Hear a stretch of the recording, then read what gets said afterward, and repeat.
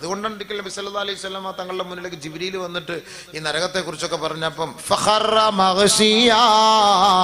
അല്ലാഹുവിന്റെ റസൂലിന്റെ ബോധം നഷ്ടപ്പെട്ട് വീണു പോവുകയാണ്. നിർത്തു ജിബ്രീലേ, എനിക്കിനി കേൾക്കാൻ ശക്തിയില്ല ജിബ്രീൽ. ഇനി എന്നോടിത് പറയേ വേണ്ട. അതാണ് നരകം. അത് വേറെ വിഷയം, വേറെ. ഞങ്ങൾ അപ്പോഴേ വീണുപോയിരുന്ന സംഭവം. ബഹുമാനമുള്ള സഹോദരൻ, അള്ളാഹു നമ്മളെയൊക്കെ കാത്തുരക്ഷിക്കട്ടെ. അള്ളാഹു കാത്തുരക്ഷിക്കട്ടെ. ദിവസം തോറും സുബഹി കഴിഞ്ഞിട്ടും മഗ്രിബ് കഴിഞ്ഞിട്ടും 7 പ്രാവശ്യം നരകത്തിൽ നിന്ന് അള്ളാഹുവിനോട് കാവൽ തേടണം. അല്ലാഹുമ്മ അജിർനി മിനന്നാർ, അല്ലാഹുമ്മ അജിർനി മിനന്നാർ, അല്ലാഹുമ്മ അജിർനി മിനന്നാർ, അല്ലാഹുമ്മ അജിർനി മിനന്നാർ, അല്ലാഹുമ്മ അജിർനി മിനന്നാർ, അല്ലാഹുമ്മ അജിർനി മിനന്നാർ, അല്ലാഹുമ്മ അജിർനി മിനന്നാർ. 7 പ്രാവശ്യം നരകത്തിൽ നിന്ന് കാവൽ തേടുമ്പോൾ നരകം അള്ളാഹുവിനോട് പറയും, അള്ളാഹുവേ, നിന്റെ ദാസൻ എന്നിൽ നിന്ന് കാവൽ ചോദിച്ചിരിക്കുകയാണ്. അള്ളാഹു പറയും, അജ്റുഹു, അവനെ രക്ഷപ്പെടുത്തിയാൽ, ഒഴിവാക്കിയാരെ.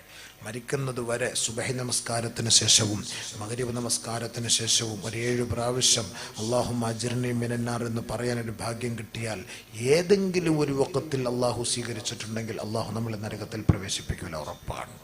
ഏതെങ്കിലും ഒരു വഖത്തിൽ സ്വീകരിച്ചാൽ മതി. അതിനല്ലേ നിസ്കാരത്തിലും പറയുന്നത്. നിസ്കാരത്തിൽ നരകത്തെക്കുറിച്ച് നമ്മൾ പറയുന്നുണ്ടല്ലോ.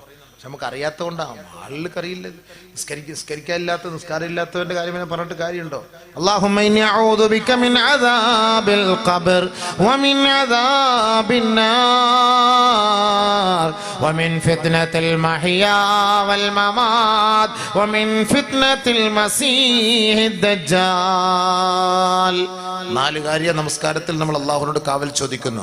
അതിൽ രണ്ടാമത് ചോദിക്കുന്നത് നരകത്തിൽ നിന്നാണ്. ആ നരകത്തിൽ നിന്നുമുള്ള കാവൽ നമ്മൾ എപ്പോഴും ചോദിച്ചു കൊണ്ടിരിക്കണം. ആരെങ്കിലും അങ്ങനെ ചോദിച്ചാൽ മലക്കുകൾ പറയും, അള്ളാഹുവേ, നിന്റെ ദാസൻ എന്നിൽ നിന്ന് കാവൽ ചോദിക്കുന്നു, അതുകൊണ്ട് അല്ലാഹുമ്മ അജിർഹു, നീ അവനെ അതിൽ നിന്ന് മോചിപ്പിക്കണേ അല്ലാഹ്. പടച്ചവൻ പറയും, ഞാൻ മോചിപ്പിച്ചിരിക്കുന്നു. ഏതെങ്കിലും ഒരു ദുആ മതി. അത് എപ്പോഴാ, എവിടുത്തെ, ഏതാ സ്വീകരിക്കാൻ നമുക്കറിയില്ല. അപ്പോൾ അതുകൊണ്ട് നിസ്കാരം മുടക്കല്ല കേട്ടോ. സുബഹി നിസ്കരിക്കണം, മഗ്രിബ് കൃത്യമായിട്ട് നിസ്കരിച്ചിട്ട് അവിടെ ഇരുന്നുകൊണ്ട് തന്നെ പറയണം 7 പ്രാവശ്യം വീതം. അതുകൊണ്ട് ബഹുമാനമുള്ള സഹോദരങ്ങളെ, സഹോദരിമാരെ, ആരെയും വഞ്ചിക്കരുത്, ആരുടെയും സാധനങ്ങൾ മോഷ്ടിക്കരുത്. ആരെങ്കിലും അങ്ങനെ മോഷ്ടിച്ചിട്ടുണ്ടെങ്കിൽ അത് മടക്കി കൊടുക്കണേ. അതാണ് അവരുടെ തൗബ. മോഷ്ടാവിന്റെ തൗബ എന്താ? എന്തായാലും കുറെ നാളൊക്കെ മോഷ്ടിച്ച് ഇനി ആ അറബിയൊക്കെ മരിച്ചുപോയി, ഇനി ഏതാന്ന് നമുക്കറിയത്തില്ല. നമ്മളിപ്പോൾ ഇവിടെ കൊണ്ടുവന്ന് 2 സൂപ്പർ മാർക്കറ്റൊക്കെ വേറെ തുടങ്ങി വലിയ വീടൊക്കെ വെച്ച് അയാളെ ഞാൻ വിളിച്ചു നോക്കുമ്പം എന്നൊക്കെ പറയുന്നത്. വിളിക്കുന്നതെല്ലാം മുഗലക്കാന്നാ പറയുന്നത്. ഫോൺ മുഗലക്കാന്ന്, പൂട്ടിയിരിക്കുക, ഏതാണെന്നൊന്നും അറിയുന്നില്ല. അവിടെ വിളിച്ചു ചോദിക്കാനും പറ്റില്ല. വിളിച്ചു ചോദിച്ചിട്ട് അറബിയെക്കുറിച്ച് ആർക്കും അറിവില്ല. അള്ളാഹു എന്ത് സംഭവിച്ചു പോയി, അതുകൊണ്ട് ഞാൻ എന്താ ഇപ്പോൾ ഒരു പരിഹാരം?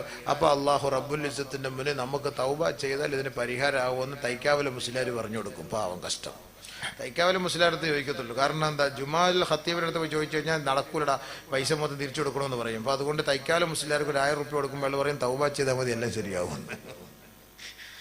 അപ്പോൾ ഇത് കേട്ടിട്ട് ഇയാൾ പോയിട്ട് രാത്രി 2 കുത്തി ഇരുന്നിട്ട്, അല്ലാഹ് പടച്ചവനെ റബ്ബേ, $50,000 അടിച്ചു മാറ്റി, $2 ലക്ഷം അടിച്ചു മാറ്റി, റഹ്മാനെ നീ മാപ്പാക്കണം. അതിന് മേലിൽ ഞാൻ അടിച്ചു മാറ്റത്തില്ല അല്ലാഹ്, ഞാൻ അറിയാതെ അന്ന് സംഭവിച്ചു പോയതാണ്, റഹ്മാനെ നീ മാപ്പാക്കണം. പൊട്ടിക്കരഞ്ഞ് റാഹത്തായിട്ട് ദുആ ചെയ്ത് പിറ്റേ ദിവസം സന്തോഷത്തോടുകൂടി ഉസ്താദ് ഞാൻ എല്ലാം തൗബ ചെയ്ത് ഉസ്താദ് സ്വീകരിച്ച് കാണുമല്ലോ. പിന്നെ അള്ളാഹു സ്വീകരിക്കുക, 100 പേരെ കൊല ചെയ്ത ആൾക്കാരുടെ ശിക്ഷ അള്ളാഹു എടുത്തു കളഞ്ഞാളെ, പിന്നെ എന്താ എങ്ങനെ തൗബൊക്കെ സ്വീകരിക്കാത്ത? ഓ ഉസ്താദ് സന്തോഷം, ഒരു 500 രൂപ കൂടി ഇരിക്കട്ടെ എന്ന്. മാഷാ അല്ലാഹ്. പുനത്തിൽ കുഞ്ഞബ്ദുള്ള അടുത്ത് പോയി പറഞ്ഞാൽ മതി ഈ തൗബ. അവിടെ പോയി പറഞ്ഞാൽ മതി. ഇതൊന്നും അള്ളാന്റെ മുന്നിൽ ഈ തൗബ ഇല്ല. لا تستقبل السارق توبته إلا أن يرد مالها فإن كان مفلسا تخلل من صاحبه أو كما قال رسول الله. മോഷ്ടാവിന്റെ തൗബ എന്ന് പറഞ്ഞാൽ അവൻ മോഷ്ടിച്ച സാധനം ഇല്ല അയ്യറുദ്ദ ഇലൈഹി, അവനിലേക്ക് അത് മടക്കി കൊടുക്കണേ. ആ മടക്കി കൊടുക്കലാണ് മോഷ്ടാവിന്റെ തൗബ. വൈൻ കാന മുഫ്ലിസ, അന്ന് ഞാൻ ഞാനത് മോഷ്ടിച്ചിരുന്നു, അത് ഞാൻ എൻ്റെ ജീവിതത്തിന് വേണ്ടി ചെലവ് ചെയ്തു, എന്നത് മടക്കി കൊടുക്കാനുള്ള കപ്പാസിറ്റി എനിക്കില്ല. ആരിൽ നിന്നാണ് മോഷ്ടിച്ചതെന്ന് എനിക്കറിയാം. അങ്ങനെയാണെങ്കിൽ പോകൂ സഹോദരാ, അവനോട് പോയി നീ തുറന്നു പറയൂ, അവനിൽ നിന്ന് നീ മാപ്പ് വാങ്ങുക. അതാണ് നിന്റെ തൗബ എന്ന് ഹബീബുനാ റസൂലുള്ളാഹി.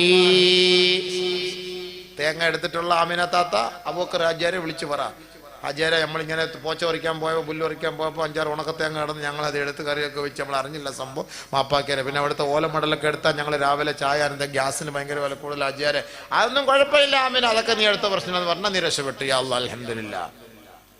അബൂബക്കർ ഹാജിയാർ മരിച്ചുപോയി. മക്കളെടുത്ത് പോയി ചോദിച്ചു, ഞങ്ങളെ കുറെ തേങ്ങ. ചുമ്മാ അല്ല, തേങ്ങ മൊത്തം നീ അടിയെടുത്ത് മുഴുവൻ തേങ്ങ. പാവ 5-6 ഉണക്ക തേങ്ങ എടുത്തുള്ളൂ. ആരാണ്ടൊക്കെ കയറി കള്ളന്മാർ കയറി ഉള്ള കരിക്ക് മൊത്തം വെട്ടിക്കൊണ്ടുപോയി. അവൻ പറയുന്നത് എന്താ, നീ ആ മൊത്തം. വല്ലാഹി സത്യം ഞാൻ പൊരുത്തപ്പെട്ടില്ല, വല്ലാഹി സത്യം ഞാൻ പൊരുത്തപ്പെട്ടില്ല. 8 വർഷം ഞങ്ങളുടെ അത്തായെ വഞ്ചിച്ച് കളിപ്പിച്ചുകൊണ്ടിരുന്ന മര്യാദയ്ക്ക് ഒരു തേങ്ങാക്കി 17 രൂപയാ, 7 രൂപ കുറച്ച് തന്നിരിക്കുന്നു, 10 രൂപ വെച്ച് കണക്കെടുത്ത് ഇവിടെ വെയ്യാ. അല്ലാ കുടുങ്ങിയ നമ്മള് കുടുങ്ങിയില്ലേ? ശരി. അപ്പൊ ഇത് പേടിച്ചിട്ട് എന്താ ഇവള് ചോദിക്കാൻ പോവില്ല, ആ തെങ്ങിലോട്ട് നോക്കിയിട്ട് തൗബ ചെയ്യാ. അല്ലാഹു ഞാൻ അറിയാതെ എൻ്റെ ഭാഗത്ത് നിന്ന് വന്നു പോയതാ തേങ്ങ, ഇനി എൻ്റെ മുറ്റത്ത് നീ വന്ന് വീടല്ലേ, എൻ്റെ ഭാഗത്ത് നിന്ന് വന്ന അറിയാതെ സംഭവിച്ചു, നീ മാപ്പാക്കിയറേ. കാര്യമില്ല, പോയി അവിടെ പോയിട്ട് പറയണം, നീ പാവയാണ്, ഒന്നുമില്ലേ മോനെ, അത് ഹക്കാണ്, ശരിയില്ലാന്ന് അള്ളാഹ്ക്കും അറിയാം, നിനക്കും അറിയാം. അത് സമ്മതിക്കുന്നില്ല. ഞാൻ എടുത്തു, ഞാൻ നിന്റെ പണം ഞാൻ എടുത്തു, സംഭവം ശരിയാണ്, അന്നത്തെ എൻ്റെ വിവരമില്ലായ്മയുടെ പേരിൽ ഞാൻ എടുത്തു, പക്ഷെ എനിക്ക് ഒരു കിടക്കാടം പോലും ഇല്ല, എനിക്ക് മടക്കി തരണം എന്ന് ആഗ്രഹമുണ്ട് എൻ്റെ ഭാഗത്തില്ല. നീ എനിക്ക് പൊരുത്തപ്പെട്ട് തരണം, നിന്റെ ഹക്ക് തീർന്നു. അവൻ പൊരുത്തപ്പെട്ടില്ലെങ്കിൽ അവനുമായി അള്ളാഹി. നീ സമ്മതിച്ചല്ലോ, ആ എടുത്തു എന്ന് നീ സമ്മതിച്ചല്ലോ. അങ്ങനെ സമ്മതിച്ചുവെങ്കിൽ നീ പോയിട്ട് ചോദിക്കുക, പൊരുത്തം ചോദിക്കുക. ആ പൊരുത്തപ്പെട്ട് കഴിഞ്ഞാൽ അവർ സമ്മതിച്ചു കഴിഞ്ഞാൽ യാ അല്ലാഹ് രക്ഷപ്പെട്ടു. അത് ചോദിക്കണം, അതാണ് അവരുടെ തൗബ. പലിശക്കാരൻ്റെ തൗബ എന്താ? പലിശ മൊത്തം തിരിച്ചു കൊടുക്കണം, വാങ്ങിയ പലിശ മൊത്തം. ഇയാളിപ്പം 10 വർഷം പലിശ വാങ്ങിച്ചിട്ട് 11ാമത്തെ വർഷം പോയി സൂപ്പർ ഹജ്ജ് ചെയ്യാൻ പോയത്. സൂപ്പർ ഹജ്ജ്, അതെ, കഅബയുടെ അടുത്ത് പോയി താമസിച്ച് വലിയ ഹജ്ജ്, അവിടെ പോയി ഒരുപാട് സദഖകളൊക്കെ ചെയ്ത് എല്ലാം പൊരുത്തപ്പെട്ട് കഅബയെല്ലാം കെട്ടിപ്പിടിച്ച് ഭയങ്കരമായ ദുആയോട് എവിടെ നോക്കിയാലും കരച്ചിലും കണ്ണുനീരും ഒക്കെ കൊണ്ടുപോയി ഉസ്താദന്മാർക്കെല്ലാം ഹൗദ് അത്ര എല്ലാം മേടിച്ചു കൊടുത്ത്, എല്ലാം നല്ല റാഹത്ത് ഇഹ്റാമിൻ്റെ തുണിയൊക്കെ മേടിച്ചു കൊടുത്ത് ദുആയോടെ ദുആ. ഉസ്താദും അമീറും വിചാരിക്കും, മാഷാഅല്ലാഹ്, അല്ല ഹസനാരെ നീ വല്ലാത്ത ദുആയാന്നല്ലോ. ഇല്ല ഉസ്താദെ, 8-10 വർഷമായിട്ട് പലിശ മേടിച്ച് തിന്നല്ലേ, ഞാൻ അള്ളാഹുവിൻ്റെ പൊരുത്തം വാങ്ങിക്കാൻ. അപ്പോൾ ഉസ്താദും പറയും, കുഴപ്പമില്ല, ഒരു ഹജ്ജും കൂടെ നീ ചെയ്താൽ മതി. ഇയാൾ അമീർ, ഇയാൾക്ക് 50,000 രൂപ കിട്ടും കമ്മീഷൻ.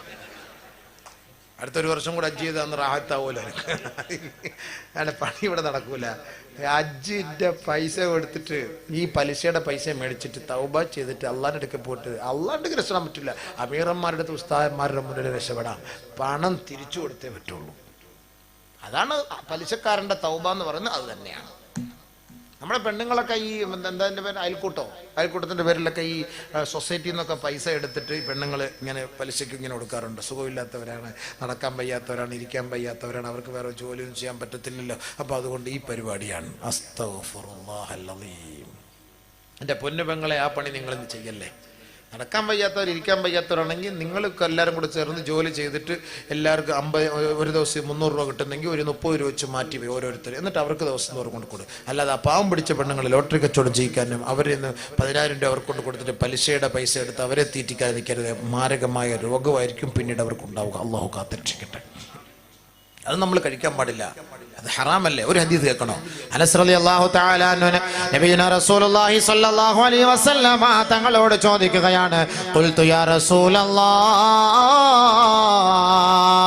അല്ലാഹുവിൻ്റെ റസൂലേ, തർകു ലുഖ്മത്തിൽ ഹറാമി അഹബ്ബു ഇലൈക അം അൽഫ റകഅതൻ തതവ്വുആ. ഒരു പിടി ഹറാമിന്റെ ഭക്ഷണം ഒഴിവാക്കലാണോ, അതല്ല 200 റകഅത്ത് ഔ മിഅത്ത റകഅതൻ തതവ്വുആ, 200 റകഅത്ത് നമസ്കരിക്കലാണോ അങ്ങേക്ക് ശ്രേഷ്ഠമെന്ന് ഹബീബുനാ ഷഫീഉനാ റസൂലുള്ളാഹി തങ്ങളോട് അനസ് റളിയല്ലാഹു അൻഹു ചോദിക്കുകയാണ്. തർക്കു ലുഖ്മത്തിൻ മിനൽ ഹറാം, ഹറാമിന്റെ ഒരുപിടി ഭക്ഷണം ഒഴിവാക്കലാണോ നല്ലത്, 200 റകഅത്ത് അന്ന് സുന്നത്ത് നിസ്കരിക്കലാണോ നല്ലത്?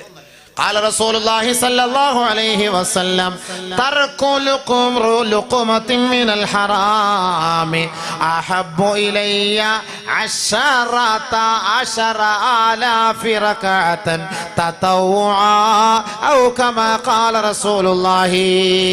200 റക്അത്താണ് അനസ് റളിയല്ലാഹു അൻഹു നബിയുനാ റസൂലുള്ളാഹി തങ്ങളോട് ചോദിച്ചത്. ആദരവായ റസൂലുള്ളാഹി തങ്ങൾ മറുപടി പറഞ്ഞു, അനസേ, ഒരു പിടി ഹറാമിന്റെ ഭക്ഷണം ഒഴിവാക്കൽ 10,000 റക്അത്ത് നമസ്കരിക്കുന്നതിനേക്കാൾ ശ്രേഷ്ഠമാണ്. 10,000 റക്അത്ത് സുന്നത്ത് നിസ്കാരം, 10,000 റക്അത്ത് സുന്നത്ത് നിസ്കാരത്തെക്കാൾ ശ്രേഷ്ഠമാണ് ഒരു പിടി ഹറാമിന്റെ ഭക്ഷണം ഒഴിവാക്കുക എന്നുള്ളത്. മനസ്സിലായോ? എന്നിട്ട് നമ്മൾ അപ്പുറത്തും ഇപ്പുറത്തൊക്കെ ചുള്ളിയും വിറവും ഒക്കെ ഒടിച്ചിട്ട് ചായയും കാപ്പിയും ഇഡ്ഡലിയും സാമ്പാറൊക്കെ ഉണ്ടാക്കിയിട്ട് മക്കൾക്ക് കൊടുത്തിട്ട് മക്കളെ മദ്രസ വിടാൻ പറ്റുമോ? അവിടുന്ന് ഇവിടുന്നൊക്കെ വിറവ് മോഷ്ടിച്ചുകൊണ്ട് വന്ന് അവിടുന്ന് ഇവിടുന്നൊക്കെ ഹറാമിന്റെ പൈസ കൊണ്ടുവന്ന് ചാപ്പടിച്ചിട്ട് പള്ളിയിലെ മുത്താലിമീങ്ങളെ വിളിച്ചിട്ട് ഭക്ഷണം കൊടുക്കാൻ പറ്റുമോ? നിങ്ങൾ പറയും, പറ്റുമോ? പറ്റില്ല, ഒരിക്കലും പറ്റില്ല, പാടില്ല. അത് ആ 10,000 റക്അത്ത് സുന്നത്ത് നിസ്കരിക്കുന്നതിനേക്കാൾ എനിക്കിഷ്ടം, അഹബ്ബു ഇലയ്യ, എനിക്കിഷ്ടം എന്ന് പറയുന്നത് തർക്കു ലുഖ്മത്തിൻ മിനൽ ഹറാം, ഹറാമിന്റെ ഒരു പിടി ഭക്ഷണം ഒഴിവാക്കലാണ്.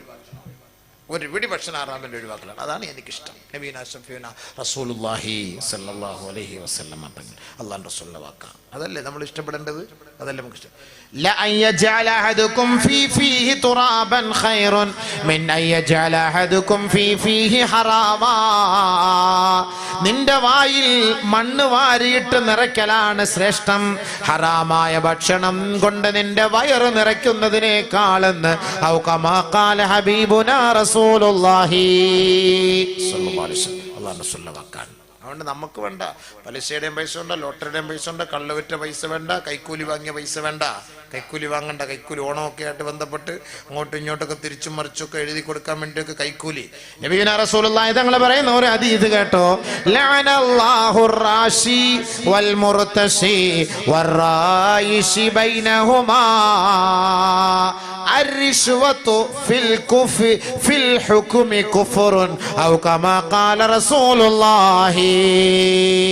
ആദരവായ റസൂലുള്ളാഹി തങ്ങൾ പറയുകയാ, അല്ലാഹു സുബ്ഹാനഹു വ തആല കൈക്കൂലിയെ ശപിച്ചിരിക്കുകയാണ്. കൊടുക്കുന്നവനെ ശപിച്ചു, വാങ്ങുന്നവനെ ശപിച്ചു, അത് കൊടുപ്പിക്കുന്ന ബ്രോക്കറെയും അല്ലാഹു ശപിച്ചിരിക്കുകയാണ്. അർരിശ്വതു ഫിൽ ഹുക്മി കുഫ്റുൻ, നമുക്ക് അനുകൂലമായ വിധി ഉണ്ടാകുന്നതിനു വേണ്ടി ന്യായാധിപന്മാരെ കണ്ട് നിങ്ങൾ കൈക്കൂലി കൊടുത്താൽ അത് കുഫ്റാണ്, ഇസ്ലാമിൽ നിന്ന് പുറത്തു പോകുന്ന കാര്യമാണെന്ന് ഹബീബുനാ റസൂലുള്ളാഹി. ഇസ്ലാമിൽ നിന്ന് പുറത്തു പോകുന്ന പറഞ്ഞേ, ശിർക്കൊന്നുമല്ല അല്ലാഹു പറഞ്ഞത്, കുഫ്റുൻ, അത് കാഫിറാവുന്ന കാര്യമാണ്. കാര്യം നടക്കാൻ വേണ്ടി ന്യായാധിപന്മാരെ കണ്ട് നമുക്ക് അനുകൂലമായ വിധിക്ക് വേണ്ടിയിട്ട് നമ്മൾ എന്ത് ചെയ്യുക? കൈക്കൂലി കൊടുക്കുക. അത് കുഫ്റാണ്. അള്ളാഹു കാത്തിരക്ഷിക്കട്ടെ, അള്ളാഹു കാത്തിരക്ഷിക്കട്ടെ, അള്ളാഹു കാത്തിരക്ഷിക്കട്ടെ.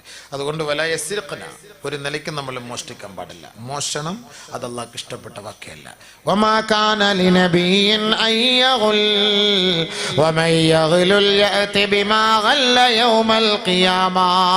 ഒരു പ്രവാചകന്മാരും ആരെയും ചതിച്ചിട്ടില്ല, വഞ്ചിച്ചിട്ടില്ല, ഒരാളുടെ ഈ സാധനം എടുത്തു മാറ്റിയിട്ടില്ല, അവരുടെ അനുവാദമില്ലാതെ സ്വന്തം സ്വത്തിലേക്ക് ആവാഹിച്ചിട്ടില്ല. ആരെങ്കിലും അങ്ങനെ ചെയ്യുന്ന പക്ഷം അത് നാളെ ആഖിറത്തിൽ ഖിയാമത്ത് നാളിൽ ഹാജരാക്കേണ്ടി വരുമെന്ന് നബിയുനാ റസൂലുള്ളാഹി. നാളെ അവിടെ കൊണ്ടുവരണം, ആഖിറത്തിൽ കൊണ്ടുവരണം. ഒരു ഹദീസ് നബി സല്ലല്ലാഹു അലൈഹി വസല്ലം തങ്ങൾ പറഞ്ഞു, ഒരിക്കൽ സഹാബാക്കളുമായിട്ടൊക്കെ ഇരിക്കുമ്പം അള്ളാഹുവിന്റെ റസൂല് ഈ വിഷയങ്ങൾ ചർച്ച ചെയ്യുമ്പോൾ വളരെ ഗൗരവത്തോടു കൂടി ഒരു ഹദീസ് പറഞ്ഞു. അല്ലമ ഗുലൂലഹു എന്നാണ് നബി സഹാബാക്കൾ പറഞ്ഞത്. ഈ അടിച്ചു മാറ്റിക്കൊണ്ടുവരുന്ന സാധനം, ഈ മോഷ്ടിച്ചുകൊണ്ടുവരുന്ന സാധനം, അതിന്റെ ഗൗരവത്തെ കുറിച്ച് അല്ലമ. ആദരവായ റസൂലുള്ളാഹി സ്വല്ലല്ലാഹു അലൈഹി വസല്ലമ തങ്ങൾ പറയുകയാണ്, ലാ ഉൽഫിയന്ന അഹദകും യൗമൽ ഖിയാമ യജീഉ അലാ റഖബതിഹി സുഗാ അലാ റഖബതിഹി ബഈറുൻ ലഹു സുഗാ യഖൂലു യാ റസൂലല്ലാഹ് അഗ്സിനി അഗ്സിനി യാ റസൂലല്ലാഹ്. ആദരവായ റസൂലുള്ളാഹി തങ്ങൾ മദീന പള്ളിയുടെ ഉമ്മറപ്പടിയിൽ ഇരുന്നു കൊണ്ട് സമൂഹത്തോട് ഉദ്ധരിക്കുകയാണ്, പ്രഭാഷണം നടത്തുകയാ. നാളെ മഹ്ശറ വൻസഭയിൽ വെച്ച് ഒരു വിഭാഗം ആളുകളെ ഞാൻ കണ്ടുമുട്ടാതിരിക്കട്ടെ. നിങ്ങളിൽപ്പെട്ട ഒരു വിഭാഗത്തെ, എന്റെ ഉമ്മത്തികളിൽപ്പെട്ട ഒരു വിഭാഗത്തെ ഞാൻ കണ്ടുമുട്ടാതിരിക്കട്ടെ. യജീഉ യൗമൽ ഖിയാമത്തി അലാ റഖബതിഹി ബഈറുൻ ലഹു സുഗാ. ഒട്ടകത്തോളം സമാനമായ വലിപ്പമുള്ള മറ്റുള്ളവന്റെ വസ്തുക്കൾ ദുനിയാവിൽ വെച്ച് മോഷ്ടിച്ചെടുത്ത വ്യക്തിയായിരിക്കാം അവൻ. അതവന്റെ പിടലിയുടെ മുകളിലേക്ക് എടുത്തു വെച്ചുകൊണ്ട് എന്നെ അന്വേഷിച്ച് മഹ്ശറയിൽ നടക്കുകയാണ്. എവിടെ മുഹമ്മദ്, എവിടെ മുഹമ്മദ്? അങ്ങനെ എന്റെ അരികിലേക്ക് അവൻ കടന്നു വന്നിട്ട് എന്നോട് പറയുകയാ, അഗ്സിനി യാ റസൂലല്ലാഹ്, അഗ്സിനി യാ റസൂലല്ലാഹ്. എന്നെ ഒന്ന് സഹായിക്കണേ നബിയേ, എന്നെ ഒന്ന് സഹായിക്കണേ നബിയേ. എന്റെ തോളിലുള്ള ഈ ഭാരമൊന്ന് ഇറക്കി വെക്കുമോ നബിയേ? ദുനിയാവിൽ വെച്ച് ഈ ഒട്ടക സമാനമായ ഭീമമായ തുക അന്യവന്റെ ഞാൻ അടിച്ചു മാറ്റിയവനാണ് ഹബീബേ. എന്റെ വിവരമില്ലായ്മയുടെ പേരിൽ ഞാൻ ചെയ്തു പോയതാണ് റസൂലുള്ളാഹ്. എനിക്ക് സ്വർഗത്തിന്റെ വാതിൽ തുറക്കപ്പെടുന്നേ ഇല്ല. നരകത്തിലേക്ക് എന്നെ മലക്കുകൾ ക്ഷണിക്കുകയാണ്. എന്നെ ഒന്ന് ശുപാർശ ചെയ്യുമോ? അങ്ങനെ നാളെ എന്റെ മുന്നിലേക്ക് കെഞ്ചി കെഞ്ചി യാചിച്ചു വരുന്ന വൃത്തികെട്ട വഞ്ചകന്മാരെ, ചതിയന്മാരെ ഞാൻ നാളെ കണ്ടുമുട്ടാതിരിക്കട്ടെ, കണ്ടുമുട്ടാതിരിക്കട്ടെ. നിങ്ങൾപ്പെട്ട ഒരാളെയും ഞാൻ ആ കോലത്തിൽ നാളെ ആഖിറത്തിൽ കാണാതിരിക്കട്ടെ. അല്ലാഹു പറഞ്ഞ